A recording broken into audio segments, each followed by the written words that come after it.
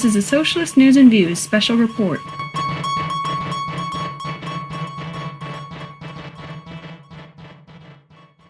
I'm Nick Schillingford, coming to you from the Urban Cabin Studios in South Minneapolis with this special report.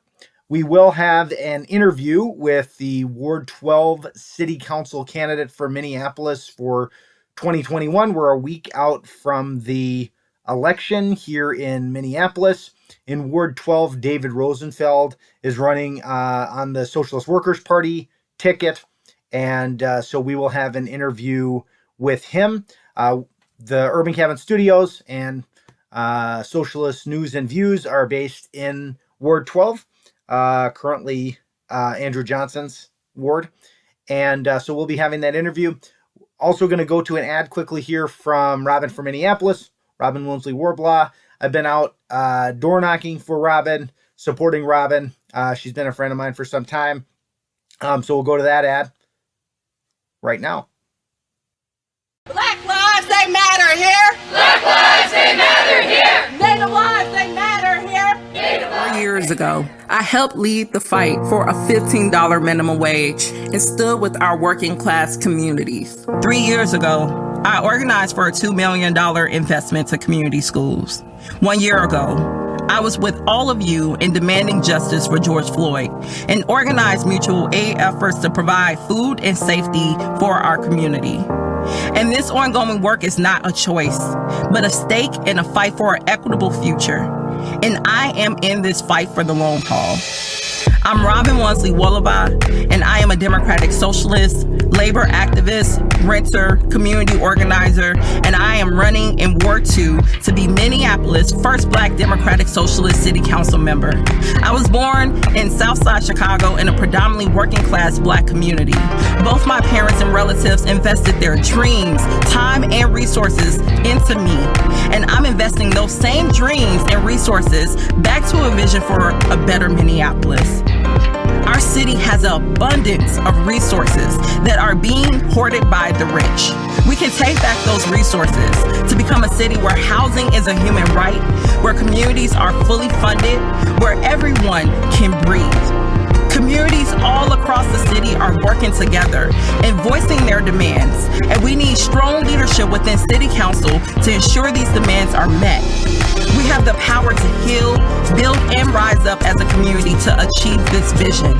This will take a working class, multiracial coalition to turn our vision into a reality. We need a movement where everyone is included, and this includes you. I invite you to join us in bringing our movement into City Hall as we heal, build, and rise up in the fight for Minneapolis. You are powerful. You are powerful.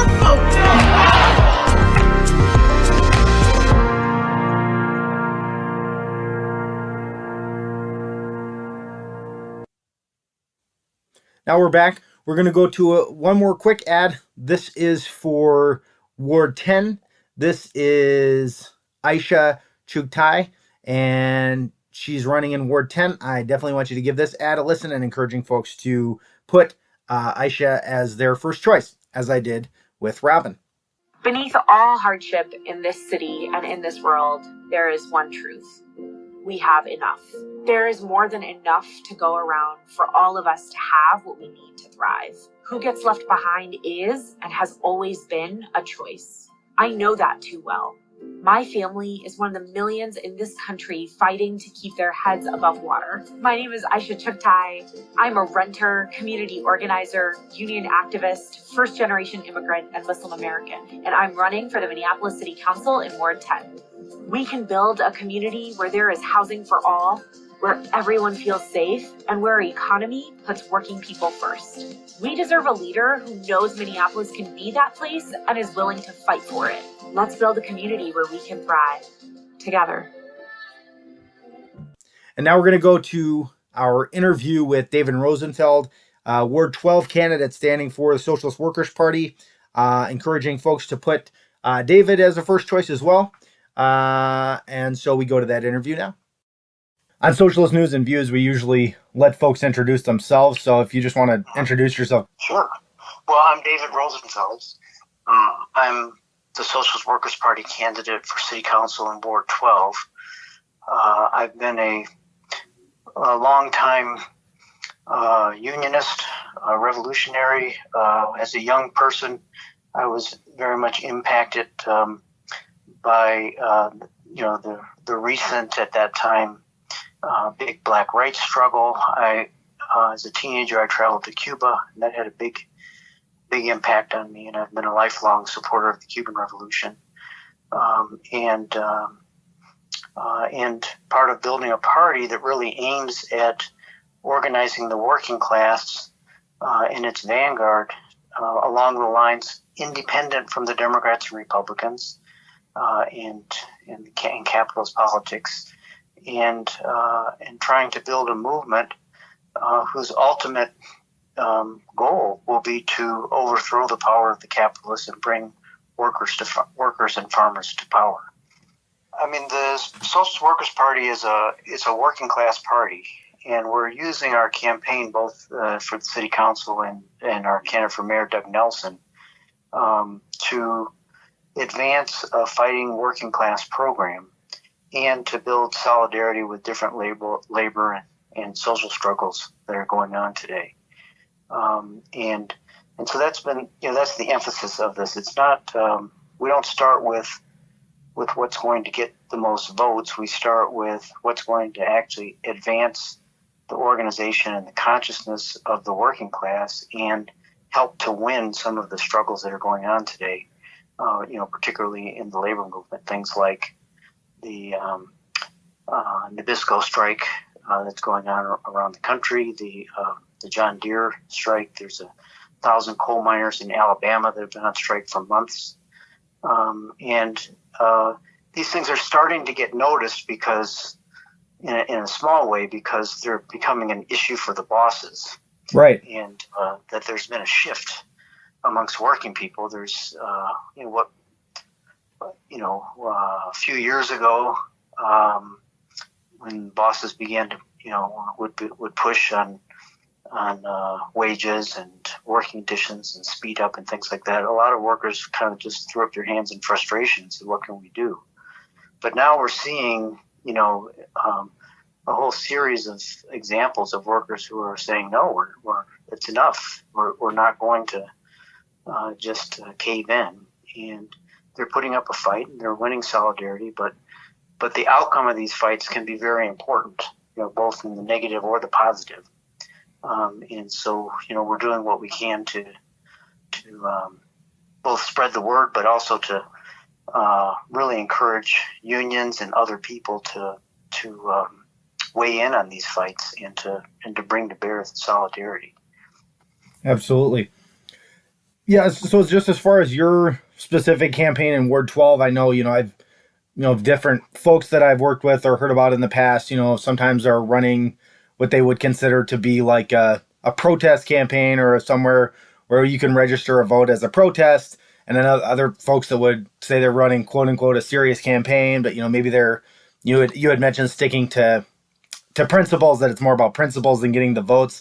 Like, how do you see your specific campaign, going from obviously Ward 12, a ward here in Minneapolis that, probably most people don't know too much about. How does that connect to the broader movement, and how are you like using your run?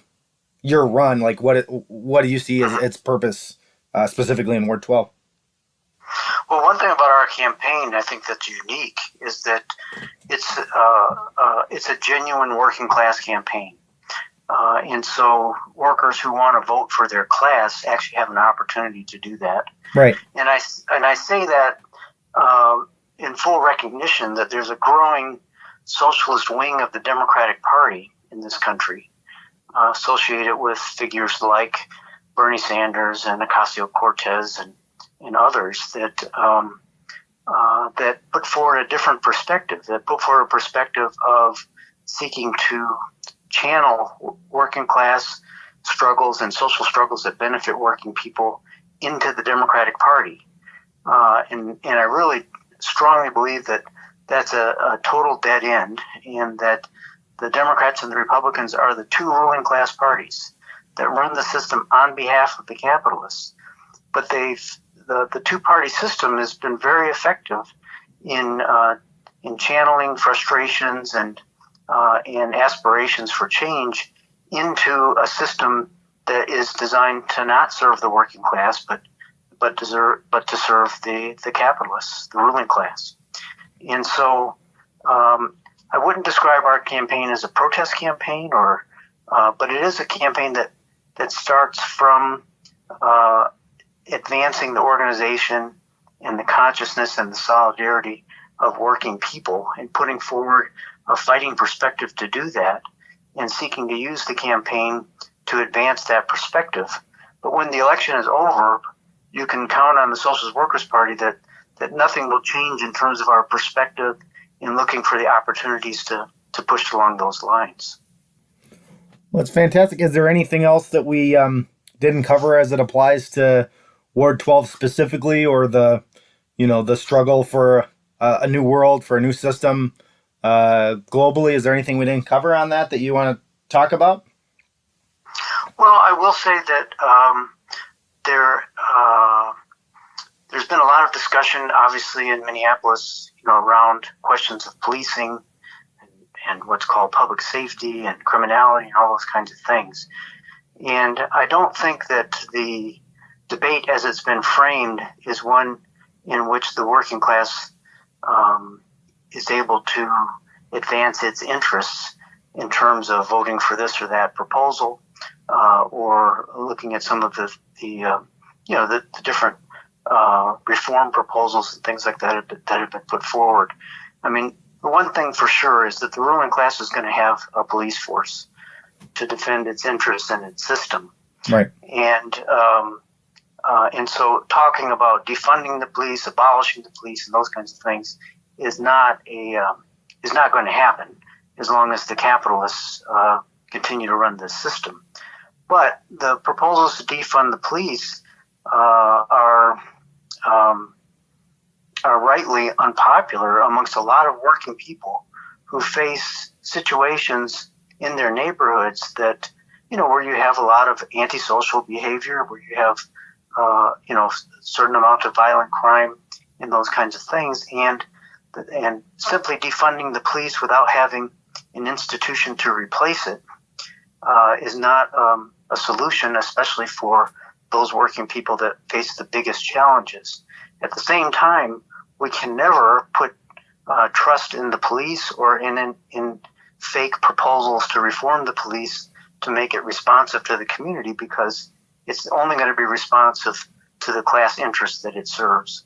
So it's out of this that we come to the conclusion that the starting point around this question, like so many others, has to do with the organization of the working class itself, and of us waking up to our capacities and our worth, and our ability to begin to chart a course that's independent of ruling class politics. And so whether we're looking at housing, at education, at policing, at foreign policy questions, all of these things necessitate the working class developing its own policy, its own organization, and its own discipline to be able to carry out those policies, and that's the challenge before us. And so the problem with a lot of the debates and proposals that are being put forward is that it channels the working class back into bourgeois politics instead of looking to the power of our class and our allies, in looking to that power, developing the confidence and the capacity to transform ourselves in the course of struggle. Well, I appreciate that, David. We're going to finish out quickly with one last recent ad. This is for Sheila for the People, Sheila Najad, just outlining her program for Minneapolis as Minneapolis's next mayor. We encourage your first choice vote for Sheila, second place vote for Kate Newth. And remember, don't rank for I. My name is Sheila Najad, and I'm running for mayor of Minneapolis. My campaign is called Sheila for the People because that's why I'm doing it. I believe that we get the best solutions when we follow the lead of the people who are doing the work on the ground. We are powerful, we are resilient, and we are creative. I am a renter, I'm a queer woman, and I'm a daughter of an immigrant. And I've been standing alongside community as we are demanding change, and our leaders have failed to meet the moment. So I'm ready to come together with all of you and make real change in Minneapolis, and I hope you can join me. Thank you.